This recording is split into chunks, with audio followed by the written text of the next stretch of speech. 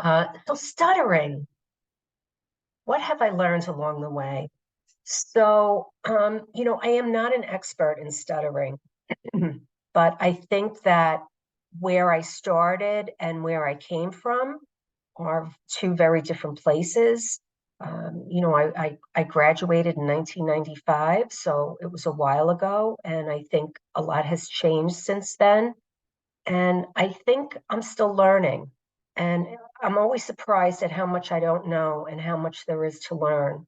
So I wanted to talk a little bit about what I've learned over the past few years, and also to some of this information might be very common to those of you who are watching, or you might know all about it already.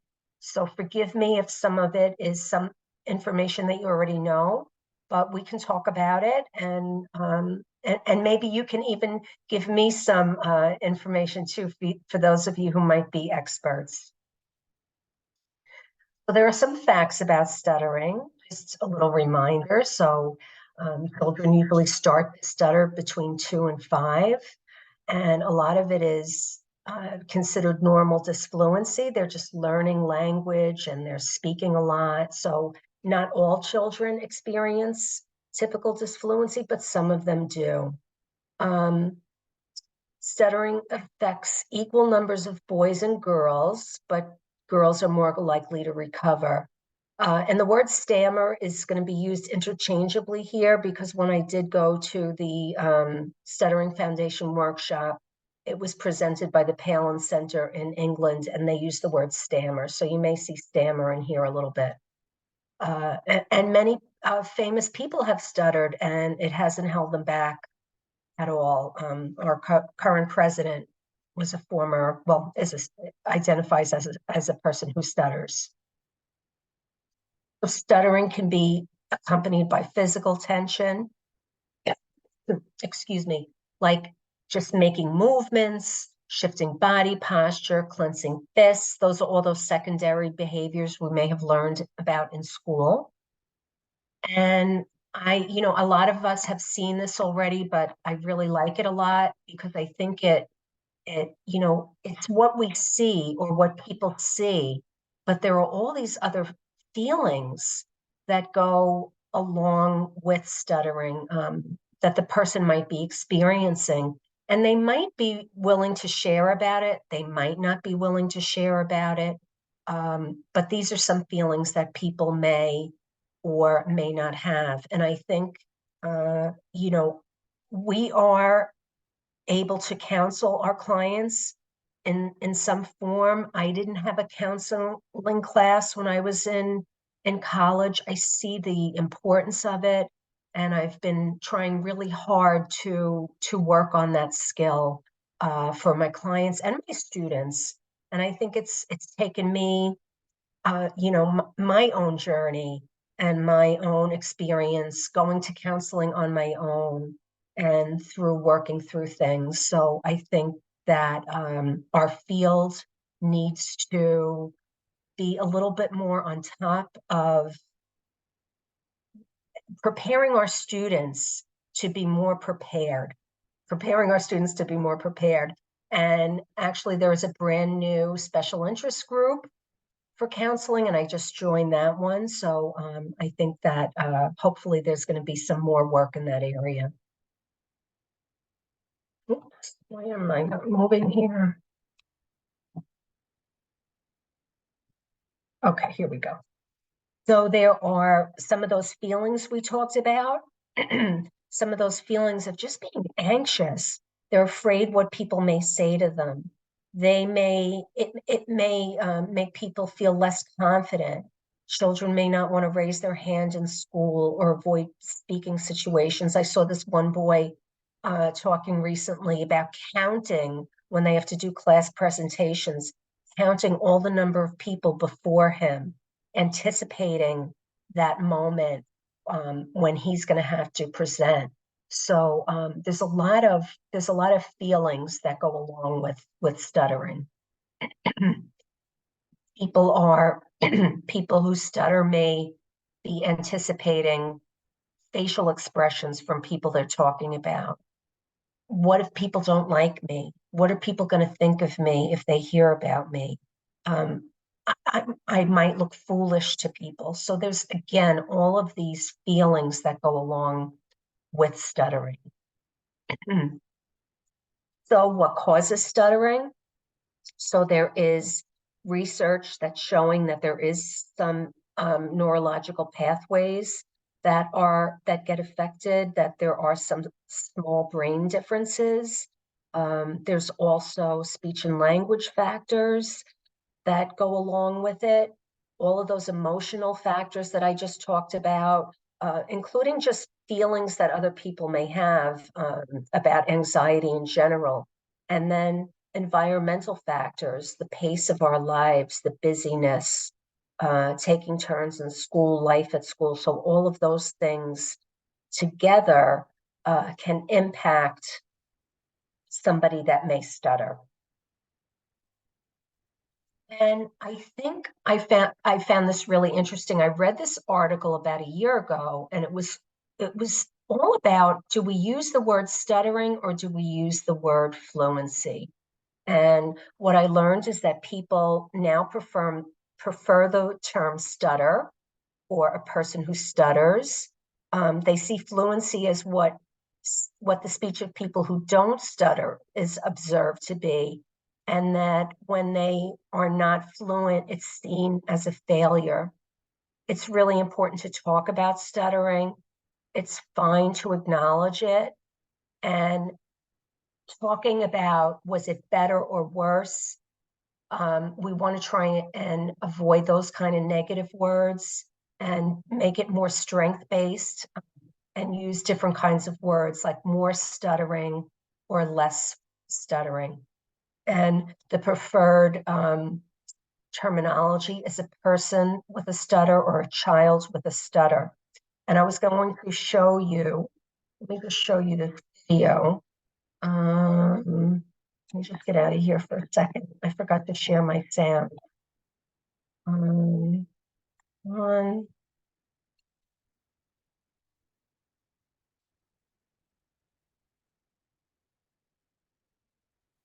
Here we go.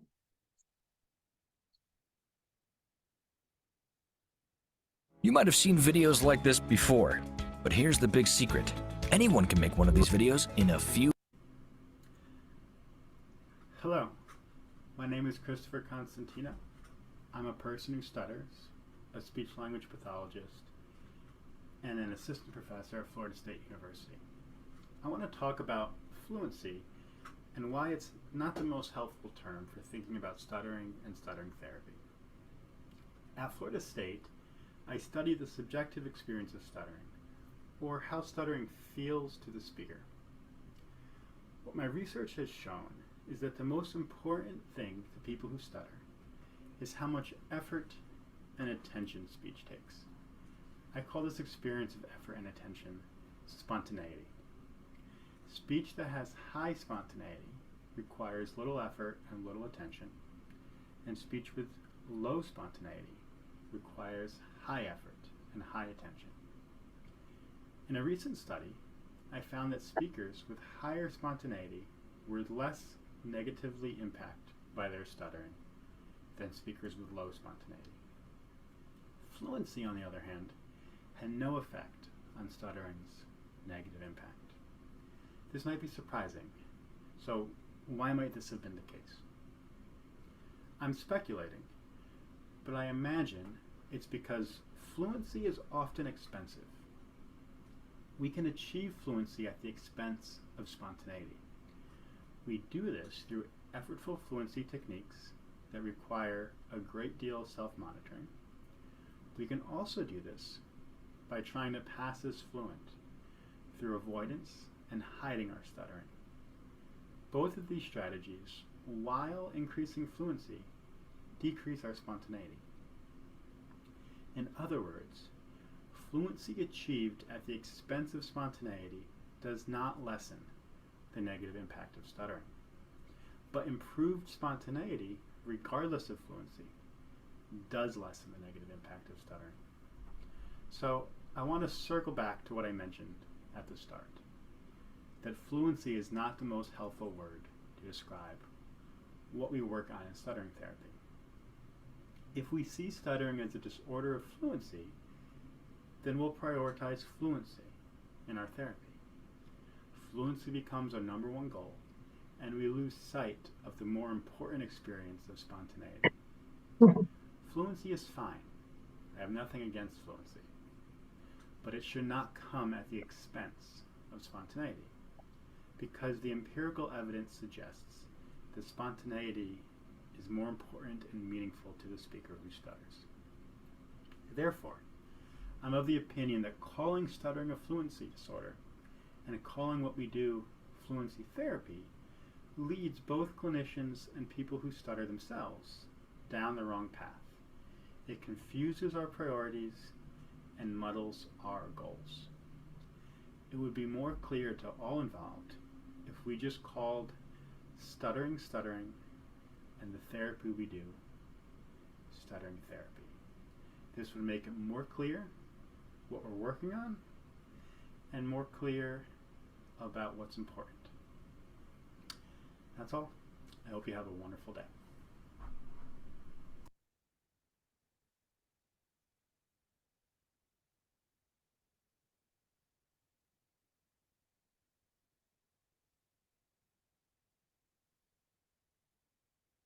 Okay.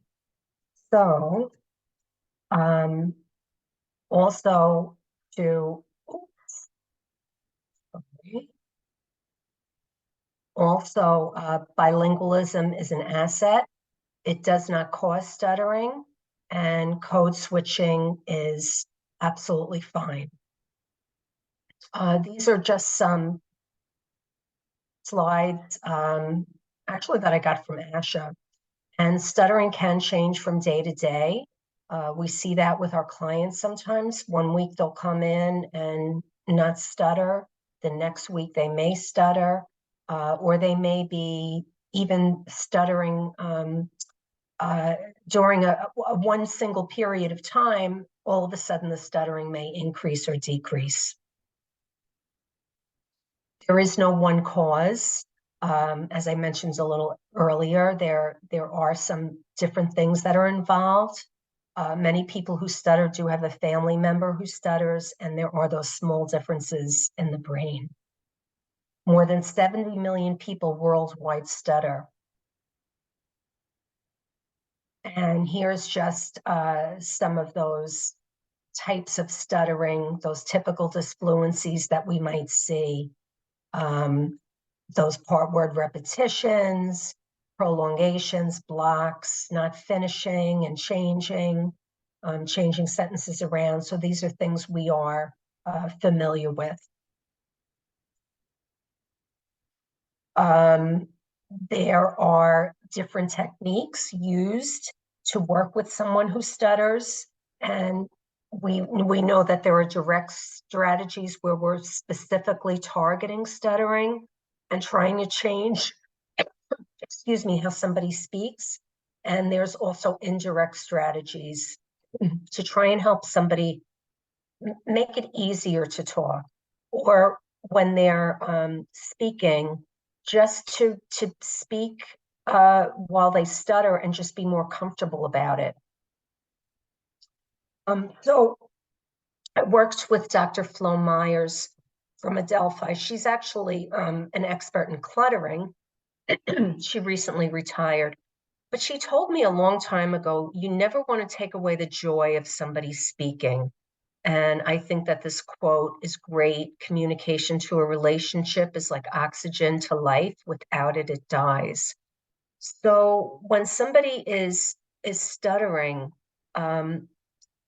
regarding taking away that joy, it's kind of like if they are being maybe bullied at school, or the parent is telling them to slow down or take it easy, it kind of reduces that feeling of joy that somebody might have with talking. And then every time they go to talk, they're thinking about, oh, is somebody going to say something to me? Is mom going to, is her facial expression going to change when I stutter?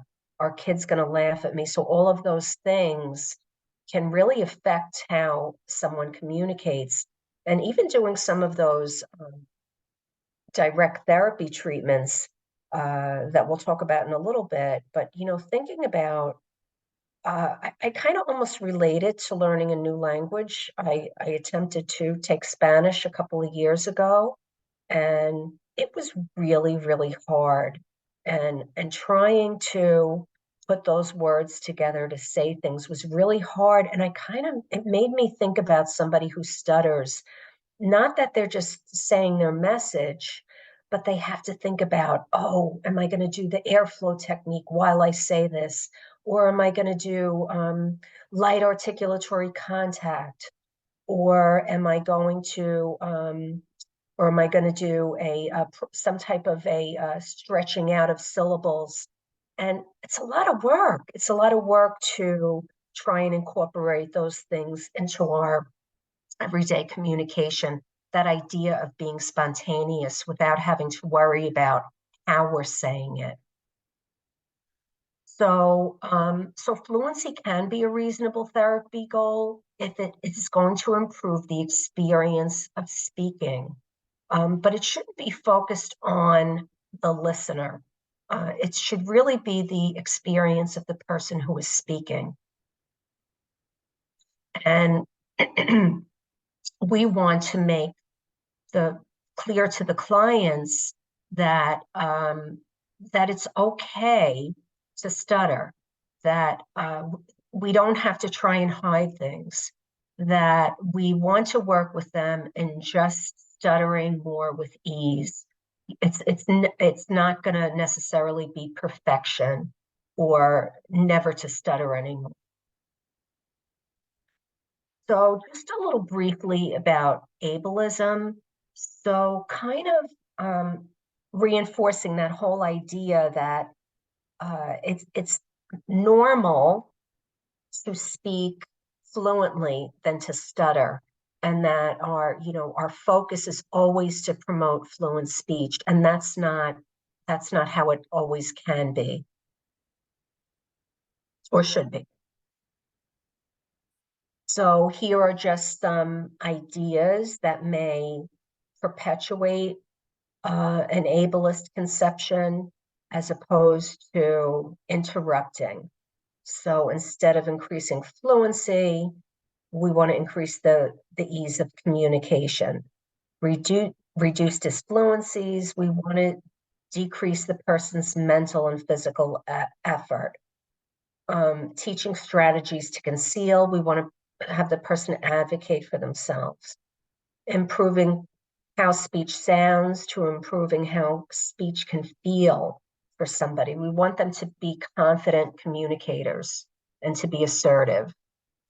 So here are just some examples of different ways that we can kind of interrupt some of those things. So, the client says, oh, I hardly stuttered. So instead of saying, oh, that's great, we can say, oh, did you notice any times where you participated more than you usual or really enjoyed communicating? So we're trying to, again, do more of that strength-based. And you can see the other example there. What do you mean you messed up? After the child says that they messed up, you might say, oh, how might your life be different if you viewed stuttering as something you just do sometimes instead of a mistake? And then the third example, that the speech pathologist responds with, that sounds like it might have been discriminatory. And instead saying, do you think sending an email follow-up might be a good idea to help you through this type of a situation? What we want to do is we want to meet the person rather than the problem, and to help reduce the impact of stuttering on the individual and the family. So we want to do problem-free talk, talking about, oh, what are you doing? What do you like to do? What are your hobbies? Tell me what you're best at. So it's not always problem-based. We want to, again, increase the person's confidence and talk about their strengths and weaknesses. I'm actually just going to play this for you. You may have heard this before, but I'll play this along and you can read the words.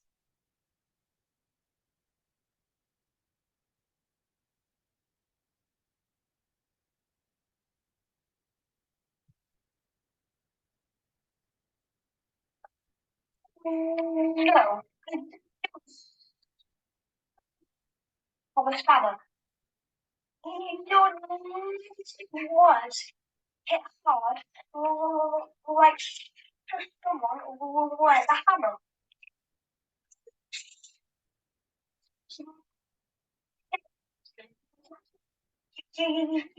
Use words like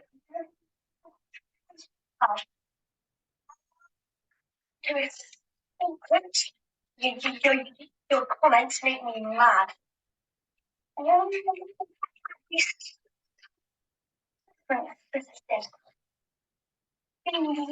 Yes, I'll be me.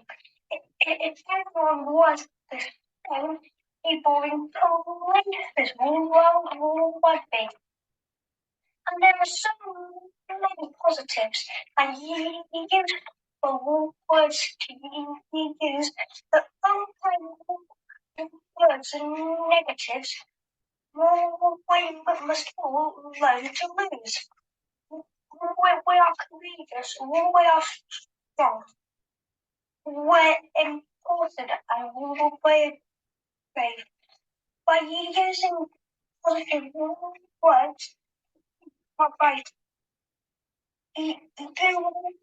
well, here I'll just learn some new skills to help me sound more clear.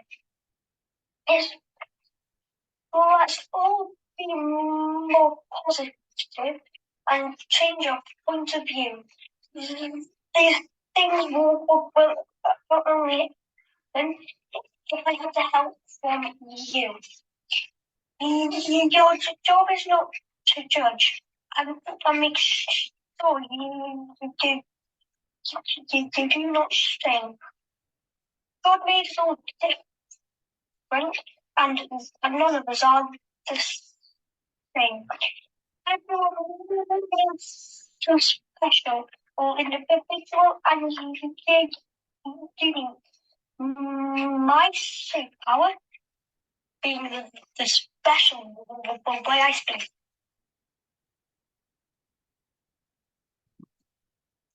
So I really love that. and he clearly feels more empowered and confident. And we kind of want to have other children feel the same way. So we know that stuttering is not a cookbook. It's not a GPS to fluency. We really want to find out what the client wants, asking them questions, and how do they feel about their fluency. You know, we know that a textbook experience is so different than the lived experience. How does the excuse me, how does the stutterer perceive others perceiving them? So these are all kinds of things we want to know. And again, our goal is really to make our clients to be confident, effective communicators. And parent education is really important. And I know that's not easy. And that's a whole different kind of conversation. So I'm going to skip this, I think. And so when we begin sessions, you know, again, we talked about the problem-free talk and strength space. So what was the highlight of your week? What was something you were proud of this week? Tell me about a positive communication experience.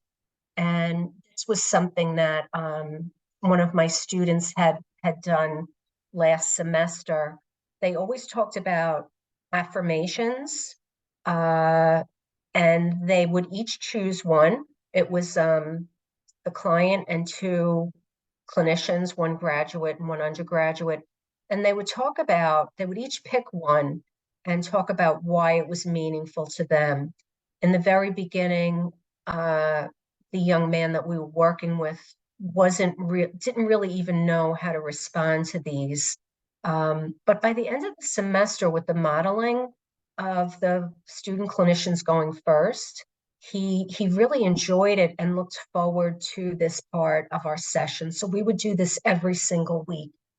And then we would talk about, we want to talk about a positive communication experience. Tell me one positive communication experience that you had last week.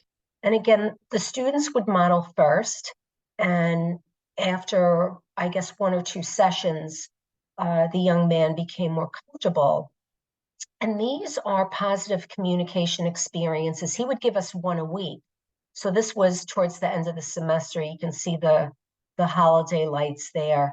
And these were all different things that he talked about. And we would show him every week how the list got longer and longer of all these positive communication experiences. This young man was very uncomfortable and anxious, and really felt not confident with his friends or with himself. And we really wanted to try and work on that. So, I don't know what's happening outside of the session, unfortunately. Although Mom said he's doing good. He signed up to be in Model United Nations. So that was a real plus. I was really happy to hear that. And, we also talk about parts of the body that we use. These are all on Teachers Pay Teachers, and I think they're free. So these are some of the things that we can do in stuttering to talk about where we might be feeling a certain way. And then these are just some, I'm not going to go through every single one of these, but I do have some videos on all of these that I think are really useful, that when we are doing some direct treatment, or if the client desires to do some of these things, that we can show them and we can talk about it, we can rewatch it. So there's that one. We also did mindfulness activities every week, and this was one where we were just doing some breathing in and breathing out. And there's a YouTube video there of doing some mindfulness exercises. This one, I think, is really good when we're talking about rate. We can have the client listen to different types of rate and then talk about, was that bus rate, or was this race car rate? So we want to try and help the person identify. A lot of the people that I've worked with that stutter, often their stuttering episodes happen when they're talking more quickly. That's just my experience, but that might not be the experience for everyone. And this is another one for listening. Was that tortoise, or was that a racehorse? So that's another example. And then the other one for rate reduction is holding up signs to slow down. And also, too, going back to the bus or the train, is talking about stations, so that when you're working on not just listening to rate, but working on reducing rate, that you can talk about using bus rate or train rate, because you're able to stop at a station and to talk about pausing. Another thing I heard actually just this weekend was using poetry, because poetry has intentional pausing after each verse, and I had never thought of that, and I thought that was a wonderful idea. And the other thing I just learned this weekend was, children often feel anxious, including one of my clients, when she gets called on in class And I haven't explored this yet because I just learned about it, but it was having the child, instead of just answering the question, is to respond using part of the question. So if somebody says, I'm going to make it really easy, Miriam, what's 2 + 2? And I respond, 2 + 2 is, so that this way I can organize my thoughts a little bit. I have a few moments to respond, and by answering part of the question first is helpful. We also have stretchy speech. We've heard of that, like a rubber band, where we're stretching our syllables. This is another video, light as a feather, light contacts. So, and I can send, anyone who would like these, but I found them, and I've had, excuse me, I found them to be really useful and helpful. And then we have the airflow technique. So these are all different techniques. What I wanted to tell you too is that on May 11th, SIG4, which is the called the Fluency and Fluency Disorders Special Interest Group, is having an open house. So I think it would be really good if anyone who is interested would like to attend that. I think it's important, and you don't have to be a SIG member in order to attend because it is an open house. These are just some resources that I have for you also. And then what I wanted to also show you, I have a couple of things that have really, really helped me this year.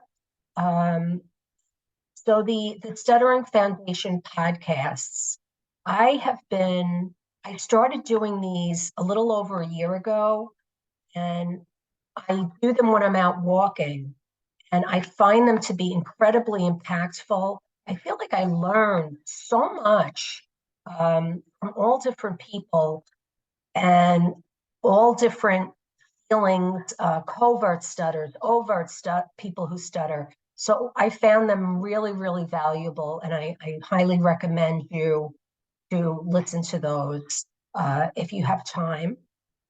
The other thing I wanted to let you know about is that there are all these continuing ed workshops that are on the Stuttering Foundation. And if you become a member of the Stuttering Foundation, what'll happen is, find it over here. No, that's not it. So you'll get an email from time to time. And so this was one that I just purchased recently for $5. It's a 42-minute program, and you can get CEUs doing it. And I get like maybe 2 a month. And the ones that I'm interested, I sign up for. And then there are, some I'm not so interested in. But it's a great and inexpensive way to learn or reinforce some things that you're doing. The other one I wanted to let you know about on the Stuttering Foundation, this is free, and they have all of these free virtual learning programs. This one is in the middle of the day, so you may be able to attend if you're able to at that time. But I've attended some of these too, and if you don't get CEUs for these, but you can count them as, I forgot what they're called right now. They're not CMHs, but I think that terminology got changed. So this is another way that you can learn and then get some continuing ed. So I wanted to share that with you. I already showed you this one. And the Stuttering Foundation just has so many resources here that you can share with clients and use. There's all kinds of free materials that you can use, newsletters. We're using a newsletter now with one of my clients. There are letters in the newsletter from a number of children who stutter, and they talk about their feelings and situations that they've been in. So we've been using that in one of my sessions. And then I also wanted to share with you about opportunity that I talked about in the very beginning. Let me find it. So this was the email I got this year. And again, because I belong to the Stuttering Foundation.